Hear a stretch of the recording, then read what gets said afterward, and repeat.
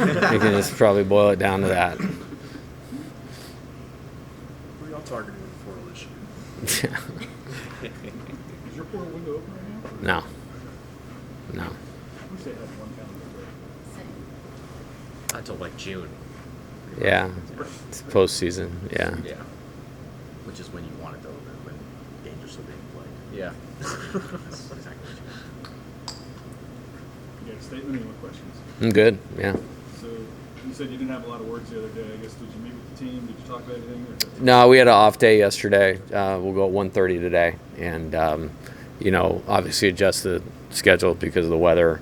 But really, moved on to what's ahead of us. And you guys have heard me talk about that a lot in the college baseball season. Really, in baseball, you have to master the ability to move forward. And is my position as a leader. Obviously, I analyze it all and analyze everything. I think the good thing about young people, young players, is they have a good ability to do that, and I'll rely on that with our team. And we'll certainly kind of learn the lesson from the other day, but leave the moment. What do y'all expect to face this weekend? when Tennessee Yeah, comes? great talented team. Obviously, have been for several years now. I'd just say kind of the simplest form: big arms, big bats. They on the pitching side, they do what they do really well, and I mean that guy by guy. Offensively, they can really drive the baseball, and physical nature, and how they play offense. How are you preparing your pitching staff to throw off the power hitters coming out? Just again, it's one of those questions. I think I actually had a question like this on the radio the other night, and it's one of the things I love about coaching here. So people have so much interest in the game plan, but I'm not a very good coach if I give away the game plan before the game starts, so I can't answer that. But it's really fundamentals. I've got to attack the zone. I've got to throw multiple pitches for strikes, execute locations, and really what I would say to that is good pitching beats good hitting, and we need our pitchers to be themselves. And much like I just said about their team, our guys do what they do very well, at least the guys that, throw the majority of the innings. And so we'll rely on that this weekend.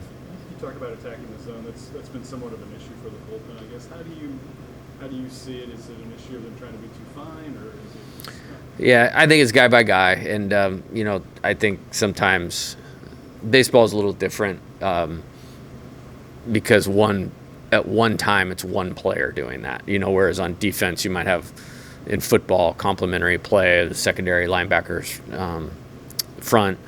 It's a little different, for each guy. I certainly feel like there's room to grow for several pitchers on the staff, and we'll keep chipping away at that. I think we've had good growth with several pitchers on the staff. I think in totality of the season, we have been successful from the mound. But we want to keep getting better. And, I think some of it might be game experience. Some of it might be mental game. Some of it might just be command delivery. But, I think, I like how we've improved. The other night was kind of a tough night in that. And, really, I'll even go back to Saturday's game. I felt like we needed to win the game like 10-7. On Saturday. Like 7 was kind of a number I had in my mind, but I thought those guys did a pretty good job of holding it down until the 9th, and we gave up the 2. So it's something I really believe is, when you're going good and you've won 17 in a row or 26 of 28 like this team did, it's never quite as good as it seems. And when you have a really tough game on Tuesday, loss on Saturday, it's not quite as bad as it seems, and that's not deflecting anything because we dive into how we play really hard. So I think it's guy by guy. I think there's been some improvement, and we just got to keep chipping away because there's guys that a lot of talent that can help us a little bit more. How do you go about sort of imparting those lessons from that game if you're also not willing to go back to that game at least too much? Like, how do you sort of with this case in particular? Well, I think there's a psychology to that. Like the old school come in here and say this is unacceptable and you guys are worthless and all that is not going to work. It's not going to work. Case in point is 2024. That's what everybody probably thought I should do, and I did the opposite of that. I coached baseball. My staff coached baseball, and we won 22 of 29 games. And you can't be a prisoner to feelings, good or bad, in this game because it takes you away from execution. So, as I said, learn the lessons, okay, and then leave the moment, and then live in the next moment. And that's about preparing for this weekend. So my belief is, a bad game or a bad couple games doesn't have anything to do with the next game or next pitch unless the player or the staff lets it. And I'm making a conscious decision that I'm not going to do that because I can't have our players do that. One of the things that I think we can improve on as a team, and this is very common in baseball, every player's gone through this, is not let one failure in an at-bat, a mound outing, affect the next one. And that's when you transition from being a boy to being a man, and we all go through adversity in life and, have a family member die. And then, I think true toughness is when you show up when things aren't great. And that's what I want our team to do. And I think they can do that. And so I think it's exactly as I said, learn the lessons. I have a way of doing that. It's probably more one-on-one in this case than a team thing. And then learn from it, and then move forward. I don't want to say you want to suck the emotion out of the team or anything like that, but it sounds like a lot of, if we were really to boil down some of this approach, it would be to take the emotion out of a bad loss or a great win and to sort of just keep on going with that consistency day in and day out. Is that sort of a way to sort of describe the approach, or am I oversimplifying here? I think I want our guys to be excited about the opportunities that they have. And I think it's been something that's been maybe a trademark of LSU baseball, at least from the outside appearance prior to me even getting here, is and I see highlights up on the board of past sometimes, and guys really playing with emotion, you know what I mean? Positive emotion. There's a walk-off homer in one of the postseason games. I don't even know who hit it, but obviously that's an exciting moment. There's an outfielder diving for a catch, giving a fist bump or something like that on one of the pre-games. Warren Morris was obviously excited when he hit a walk-off home run in the College World Series. That's a trademark from it. There's one of Chris Stanfield, sliding it at home, and that guy plays with such great energy. I want him to have that. If this is no fun, there's no point in doing it. So I think it's okay to play with emotion, the right kind of emotion. I don't think it's okay, not okay, but if you get emotional, that's going to disrupt what you need to do to play at your best. And so that's maybe what I'm trying to say. Is it a concern with Tennessee and big personality type team coming in as far as controlling your emotions if things get interesting? I can only speak to when I've been here. I've seen none of that. I see a good baseball team, good baseball program, and I think we've played 10 times, and it's been really, really good baseball. A couple times in Omaha, once in an SEC championship game. So I can't really comment on that because there's so many teams and good teams. It's just not a thing, We talked to Connor here in a few minutes.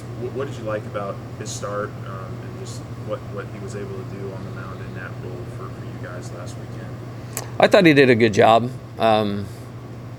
I really believe he's a good pitcher and has a good future ahead of him. I think he's different than a lot of the guys we have, and sometimes that can add value. And he'll certainly be a part of this weekend. I'm glad we got 6 days to recover. For him, that's important. So he'll be a part of it. I don't know in what capacity just yet. But I really like it when he's out there, and I think he's trending in a good direction. Do you have a starting rotation set for this weekend? Yeah, we announced it. We're going to go Friday, Saturday, and then Sunday we'll leave as a TBA right now. Is it Friday, Saturday, Sunday, right? Yeah. On my days, yeah. Okay, all right. Coach Game 1 versus Anderson, Yeah. two of the best aces in the country. Do you Yeah. expect a pitching duel despite both of y'all being great hitting teams? Yeah, you would think so. Just from, good pitching usually beats good hitting. It's the nature of baseball.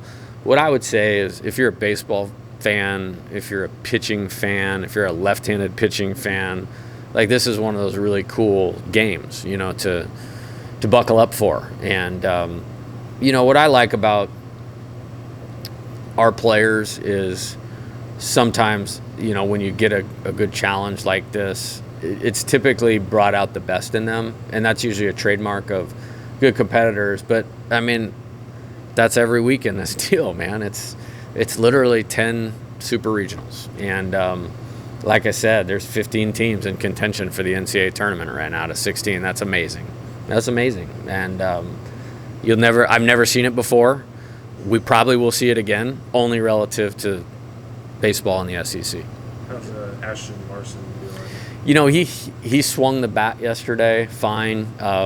He did some running, so I think way more positive than negative with that. He's a tough kid. He's got really strong legs. I don't have the date on this, but if we were just going pure like old school football squat, he'd be like on the higher end, top 5 on the team. And he's just he's a tough kid too. So, I mean, he seemed real positive yesterday when I saw him here in the facility, even though it was an off day, and just asked how he was doing. He's good. What's he specifically dealing with? Well, he hurt his quad in the game on Tuesday. Yeah, running, legging out a double. Yeah, I think he's okay. I saw him yesterday too here, and he's smiling and didn't really. You kind of gave a reasoning there for third, but we're going to talk to Mike. I guess just is his defense invaluable at this point in the season? Yeah, for sure. That, like I said, we've been behind in 4 games, and we've shifted to do that to try to catch up. And we came back and won 2 of those games, and I thought he actually handled himself at third base in those opportunities that he got in those 4 games well. Wanted to try to provide a spark by getting all of the guys in the lineup that you want to try, because you can't get all of them in there just with positional limitations, and it didn't work. And, I accept that, and, there's really not a whole lot else to say. It obviously impacted the game in a big way on Tuesday. But is it almost frustrating not to be able to put Ethan, Josh, and Jake in the lineup at the same time because of some of those positional limitations? Well, it's no. I mean, it is what it is, and I will say this: we played our team wrong the other day. This year, we've played our team right way more often than we haven't. But it's a painful lesson. I tell this to the team is like, we want to have as much inexpensive experience as we possibly can. And, losing a game to me is expensive. Is it fatal? No, it's not. But I would never undermine or hurt our team's ability to win with any decision that I think I make. And that didn't work. And so we will go forward with the only time we will do that is if we're chasing runs, and then the offensive matchups dictate us doing that for a short period of the game. Otherwise, we'll play our team right like we have for most of the season. It's the idea that Mike got hot last year late. Yeah, he's playing good right now too. I think he's taking good at bats. I think, I talked about, you can't allow maybe a bad performance to affect the next performance. I'm really proud of him in the baseball sense from, he got off to a little bit of a tough start, but it's kind of like he did last year.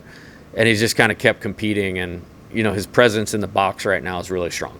And, he has qualities as a player, and he has limitations as a player just like everybody else, but he's just in there competing in the moment. And he's a really good defender, obviously. It's not many teams probably even have 2 SEC caliber shortstops on the left side of the infield. We do.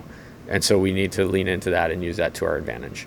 Because these 2 programs have played each other the last couple of years on the biggest of stages, does that organically create a rivalry? It's kind of hard to have those in college baseball. Yeah, I don't necessarily. I'm not going to make that decision for what anybody else labels it. I think it's a great program, and I enjoy competing against them. I'm sure our players do, but we have 3 more after this. In preseason #1 team. Team that I think Arkansas is maybe #1. I don't even know. I don't look at that stuff. And then South Carolina is a national championship program too. So, and then you go to the SEC tournament, and all 16 of us were there. So, I don't look at it that way. It's for us, again, it's never about who we play, it's about how we play. And I just think all the extra stuff is great for you guys. It allows you to have jobs. And so I'm for it because it allows you guys to work and do something that you love. It doesn't have anything to, I mean that too. Like, I think it's awesome, but it really doesn't have anything to do with what actually happens on the field. Do you feel it from the fans? Do you hear it from the fans? Not really, other than they won the national championship, and we did the year before, and that was pretty fun. Like, I want to do that every year, So, I mean, I think that's cool. I think it's cool that, and I don't know if this is the case, but, somebody told me, like, we were 1-2 in the country since I've been here in wins. And so you put back-to-back national champions, those quality things, like, it feels like one of those things, like, I'll just use college football. If there was a college baseball game day, they'd probably be here. That's awesome. And I think that's really cool for our players. And if it lifts them up, awesome. I feel like this team has done good with those types of things. And, we didn't, for instance, LSU, Texas, like high-level programs, the best, Omaha appearances, all those things, big brands. We went in there and we played the best game of the year that Friday night. And then we had the lead and we lost, and then we lost a tough series on the road. But if you were at that series, I would think you would go high-level baseball. On the road, at Oklahoma, top 10 team, responded to the challenge. Last weekend, it's not football, but there's, because of football, people are probably into the LSU Alabama thing. Okay, 1-2 out of 3. Riley Quick in that series is throwing 100 miles an hour, and we got him out of the game. With only 9 or 10 outs. So hopefully that type of stuff helps them play at our best. I don't think it matters, but if it fuels them, great. Should there be a college baseball game day? Man, I got so much to do to get this program where we all want it to be. Like, I think it'd be cool. I think there's an appetite for college baseball like there's never been. The pro baseball thing has really changed. It's not just the SEC or investments. It's like, it's never been harder to get drafted because of the contraction of the minor leagues. So you just have old players in college baseball, which makes it better quality of play. I mean, you look at Luis Hernandez, transferring here with all the experience he has, Chris Stanfield, a guy like Braswell. I mean, that's all over the league. I mean, like, the Derek Carriel, Kason Evans, William Schmidt thing ain't out there. It's not out there. I mean, try to dig on the teams that we've played. It's not out there. So the quality of this is awesome. The interest in it is awesome. Thank you guys. You have a big part in that. And so I think it could be cool, but I'll let somebody else tackle that. Anything you see in Steven's game maybe help improve this? Yeah, I think he's played exceptional defense for the entire season, and that's the main thing that we need him to do. We've obviously seen the quality of hitter, basically game-winning home run last weekend. I think, baseball's his life.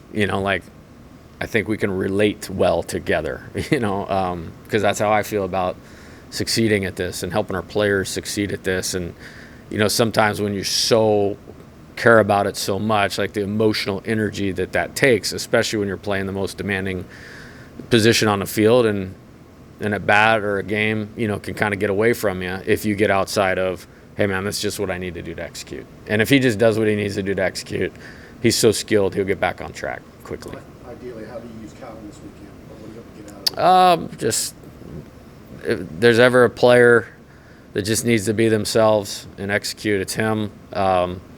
We'll see. The series will kind of dictate that. Or the games, I guess, will dictate that. With Cowan and Evans, do you think it's probably not a coincidence that two of your best relievers have the two best changeups on the team, right? I mean, like, that pitch has become such a weapon for them, and not a lot of other opponents see it. So, like, it's not a coincidence that their best off speed is that pitch. I think that's part of it, just under the assumption that hitting's about timing, pitching's about disrupting timing. Timing is correlated to how well you see the ball, and they have the ability to create deception in hitters. they also throw all their pitches for strikes, and the more that you do that, the more doubt that you put in the hitter, and then it makes it hard for them to get a really good swing off. So, but that's certainly part of it. Do you have any relationship with Tony outside of meetings or something? I just respect them and respect their program. You're not very smart baseball person if you don't. Like, I mean, they've recruited at a high level, and it's like I said, this will be an awesome. Mentioned Cade and Doyle, pitching against each other, but it's like so many good players on the field, this weekend, and it'll be the same next weekend when we go to A&M, and the same Arkansas, and nobody's doing this right now anywhere else in the country, and I think it makes awesome. But I respect them very much.